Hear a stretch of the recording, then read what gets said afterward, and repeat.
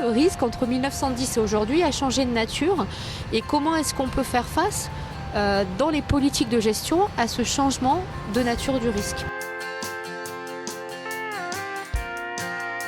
Ça fait pas beaucoup quand on regarde comme ça veut dire que sur une vie de 80 ans, elle aura 2 chances sur 3, cette crue-là, de se produire. Donc c'est quand même énorme.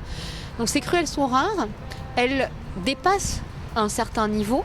La crue de 1910, c'est 8,62 m par rapport au fond du lit de la Seine. Ces crues, en fait, elles ont plusieurs conséquences. D'abord, évidemment, vous avez un fleuve qui va déborder hors de son lit et qui va inonder les rues. Mais ce qui est aussi très problématique à Paris, c'est que sous le fleuve, vous avez une nappe phréatique qui va monter et qui va inonder les sous-sols. Et puis, il y a un troisième problème à Paris, c'est qu'aujourd'hui, Paris est traversé par des réseaux souterrains, par exemple le réseau d'égouts, le métro, dans lequel si la Seine s'infiltre, cette eau va être transportée par ces tunnels très loin du point d'impact.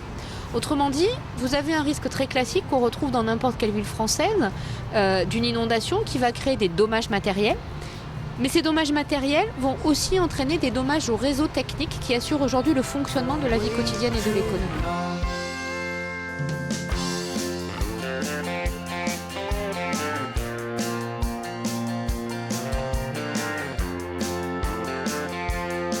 Ce qu'il est absolument nécessaire de faire, c'est de mettre en place un certain nombre de mesures qui existent déjà, des barrages, des digues, pour essayer de faire en sorte à ce que le niveau d'eau soit le plus bas possible. Mais même en faisant ça, il y aura vraisemblablement des perturbations importantes. Et donc derrière, il y a toute une stratégie de gestion de crise qui est aujourd'hui mise en place par la préfecture de police. Il y aura une crise. On espère empêcher que la crise se transforme en une catastrophe.